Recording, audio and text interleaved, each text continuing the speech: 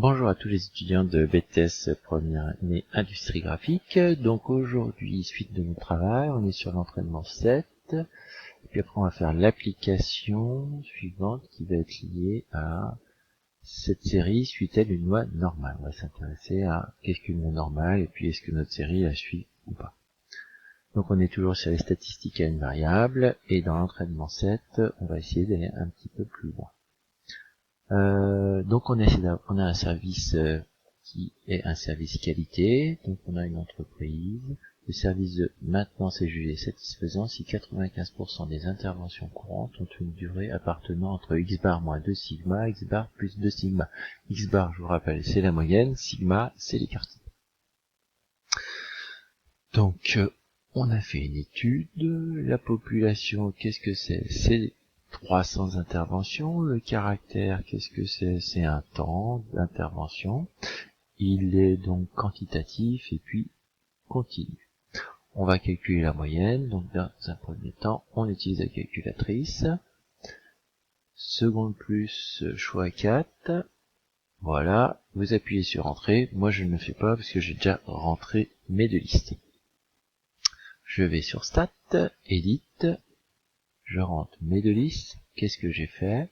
J'ai pris le milieu de l'intervalle, entre 0 et 20, j'ai pris 10, entre 20 et 40, 30, et ainsi de suite.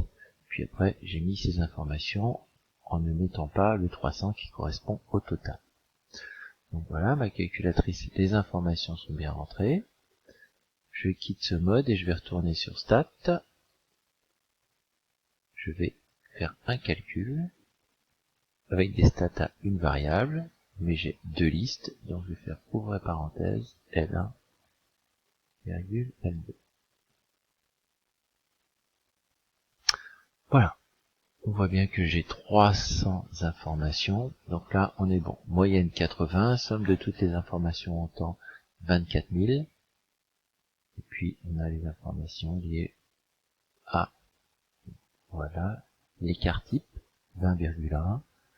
Le minimum, le quartile 1, la médiane, 50% des interventions se font en moins de 70 minutes, et ainsi de suite. Donc on vient dessus. La moyenne, 80 minutes. Calculer l'écart type arrondi à la minute, c'était 20,1, on a donc 20,01, on a donc arrondi à 20. Et puis, c'est assez simple, il y a juste à faire 80 moins 2 fois 20, ce qui va nous donner 40, 80 plus 2 fois 20, ce qui va nous donner 120. Donc ça va être les bornes de l'intervalle. L'intervalle, ça va être 40, 120. Entre 40 et 120, combien il y a d'interventions? Entre 40 et 120, combien il y a d'interventions? C'est assez facile. Je vais plutôt calculer celles qui ne sont pas dans l'intervalle. Là, j'en ai 10. Là, j'en ai 7. Donc, en tout, j'en ai 17. 300 moins 17, ça nous fait 283 interventions. Est-ce que j'obtiens ce 95% avec ces 283 interventions? Donc 283 divisé par 300 fois 100, ça me fait 94,3%. Ce n'est vraiment pas très loin. Est-ce que le travail est de bonne qualité? Il est tout juste en dessous de 95%. On peut donc considérer qu'on est à la limite d'un travail de bonne qualité. Voilà pour l'entraînement 7. Pour le suivant. Cette série suit-elle une loi normale? Dans une unité de production pharmaceutique, le remplissage automatisé de sachets de gel antiseptique pour la peau est contrôlé sur un échantillon de 300 sachets. Ce total est important par rapport à l'information qu'on va rechercher plus loin.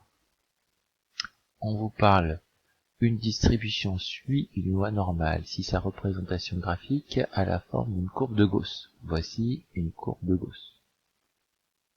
Distribution dite de courbe de Gauss. Il faut que j'ai 68% des valeurs compris entre x bar moins sigma et x bar plus sigma, 95% entre x bar moins 2 sigma et x bar plus 2 sigma, et 99,7% x bar plus ou moins 3 sigma.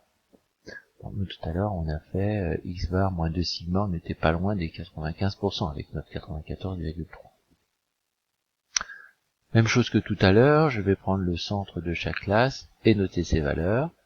Alors, ici, il nous manquait cette valeur-là. Comment le trouver? Vous avez vu dans le texte, il y avait 300 sachets. Je fais 300 moins toutes les valeurs qu'on m'a déjà données et je trouve 70. Après, il me reste à calculer la moyenne. Je vais faire ça comme vous. Alors, seconde plus, là je vais effacer toute liste comme vous. Et puis je vais faire stat, edit, et je vais rentrer mes valeurs. Dans la liste 1, je prends le centre de l'intervalle. Entre 2950 et 2970, bon c'est 2960. Je fais comme vous. Je rentre les suivants.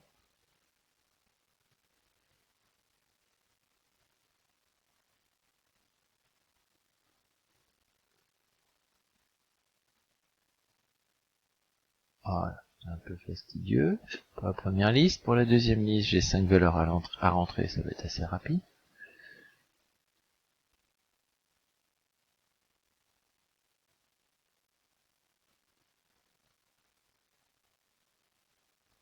Voilà, j'ai rentré toutes les infos. Et maintenant, il me reste plus qu'à faire la moyenne, l'écart-type. Bon, voilà, c'est comme d'habitude, je quitte ce mode. Je vais en stat, mais là, à ce moment-là, je calcule. Et puis, stat à une variable, j'ai deux listes, ouvrez parenthèse, L1, virgule L2.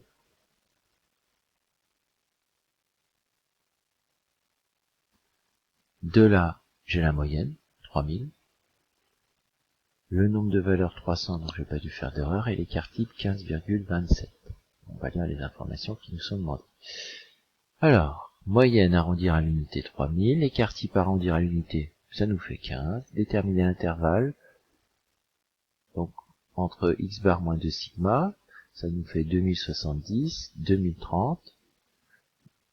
On calcule le nombre de mesures entre 2070 et 2030, c'est ces intervalles-là. Moi, je vais plutôt calculer ceux qui ne sont pas dans ces intervalles-là, c'est-à-dire 2 et 8. Ça nous fait 10, 300 moins 10, ça nous fait 290. 290 divisé par 300 fois 100 va donner le pourcentage 96,6. Bon, on n'est pas très loin de notre 95%. Légèrement au-dessus. Donc on a un réglage satisfaisant. Est-ce que on se rappelle de la classe modale? Alors je vais vous faire un petit rappel. La classe modale, c'est ce qui est à la mode, c'est ce que tout le monde porte, c'est l'endroit où l'effectif en fait est le plus grand. Et l'endroit où l'effectif est le plus grand, c'est l'intervalle 2990-3010. Ah oui, j'ai 155 pour l'effectif. Voilà, c'est un petit rappel sur classe modale ou le mode. Voilà, on vous demande de représenter l'histogramme des effectifs. Je vous ai fait un histogramme des effectifs sous Excel. Moi, je peux vous le faire sous la calculatrice. Alors pour le faire sous la calculatrice, je fais second F de X. Je mets en on ou en afficher le premier graphique. Je l'affiche. Je le mets sous la forme d'un diagramme en barre. Voilà, c'est fait. Quelles sont les listes qui m'intéressent? La liste 1, la liste 2. Parfait. Et puis je peux pas appuyer en fait sur graphe directement parce que je n'ai pas encore géré ma fenêtre. Alors pour ma fenêtre, voilà, ma fenêtre. Alors je regarde ma fenêtre, compris entre 2950, donc je vais mettre 2940 et 3100. Ah oui, 2940, 3100. Alors, ce qui est intéressant ici, c'est la largeur de mes intervalles. Donc je regarde, un intervalle a une largeur de 20. Donc c'est ça que je vais mettre en place. Voilà. Et puis, quelles sont les valeurs au niveau des ordonnées? Bon, c'est compris entre 0 et 155. Moi, je vais mettre entre 0 et 200.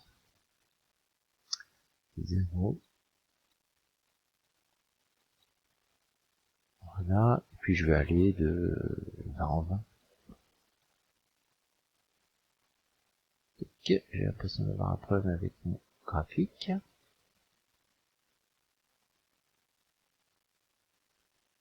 Il est mis en on, L1, L2, en mode. Le mode. Ah, la fenêtre. Ah oui, le nombre d'en haut, là, je l'ai un peu loupé, donc je reviens dessus. C'est pour ça que j'avais Windows Range, qui n'allait pas. Voilà. Maintenant, ça doit être bon. Et je fais graphe. Et voilà, j'obtiens un graphique, un diagramme en barre. Je vous rappelle, un histogramme, on peut pas faire un histogramme avec Excel ou la calculatrice. Elle va appeler ça histogramme, mais c'est un diagramme en barre. Parce que c'est la hauteur qui est proportionnelle à l'effectif ici, et pas la surface de mon rectangle. Voilà, donc je reviens maintenant ici. Là, je vous l'ai fait sous Excel, et je vous l'ai fait tout à l'heure sur la calculatrice. Est-ce que ça suit une loi normale? Bon, on va s'intéresser aux deux informations qu'on n'a pas encore exploitées, x bar moins sigma, x bar moins 3 sigma. À x bar moins sigma, est-ce que j'ai 68%? X bar moins 3 sigma, est-ce que j'ai 99,7? Donc première chose à faire, x bar moins sigma. Je me retrouve pour l'intervalle entre 2985 et 3015. Alors ici, je vous ai un peu aidé. Vous voyez, j'ai écrit 1 quart fois 75 plus 155 plus 1 quart fois 60. On va reprendre ce calcul. Mais donc je suis entre 2985 et 3015. Je reviens sur mon tableau de dessus. 2985. Pas de chance. C'est ici. Si je suis en 2985, c'est-à-dire cet intervalle a une longueur de 20. 2885 représente un intervalle de 5 entre 2885 et 2990. Donc ça représente un quart de cet intervalle. 2885, 2990 représente un quart de cet intervalle. Si ça représente un quart de cet intervalle, je considère que toutes mes 75 valeurs sont réparties de manière homogène à l'intérieur de cet intervalle. Donc il y a un quart des valeurs qui sont entre 2885 et 2990. Donc c'est pour ça que je fais un quart fois 75. Puis ici, je prends cet intervalle en entier et je vais jusqu'à 3015. Pareil, 3015, un quart de l'intervalle entre 3010 et 3015, donc je prends un quart de 60. Un quart de ça, plus un quart de 60 va me donner l'effectif pour l'intervalle 2885-3015. Et je trouve 188,75. Je fais le pourcentage, divisé par 300 fois 100, 63%. On n'est pas très loin du 68%, légèrement en dessous, mais pas très loin. On fait la même chose pour moins 3 sigma plus 3 sigma. Ici, on se retrouve 2855 plus 3045.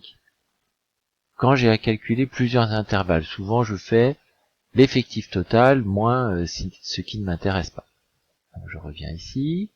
2955. 2955, c'est un quart de cet intervalle, qui n'est pas dans l'intervalle 2955, 3045.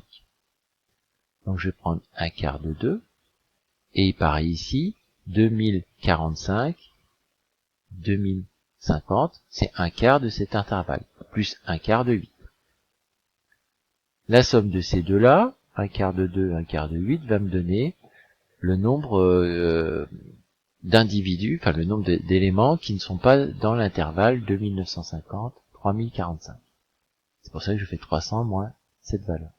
Je trouve 297,5, je fais le pourcentage, 99,8, on est très proche du 99,2. On peut considérer qu'on est proche de la situation de Gauss. La série suit donc une loi normale. Voilà, on va en faire plusieurs exercices de ce genre-là. On va devoir gérer justement des intervalles qui ne sont pas forcément ceux du tableau du début. Et on considérera à chaque fois que l'ensemble de l'effectif est réparti uniformément. Donc on prendra une partie de l'intervalle à chaque fois. Voilà, je vous souhaite une bonne journée, à bientôt.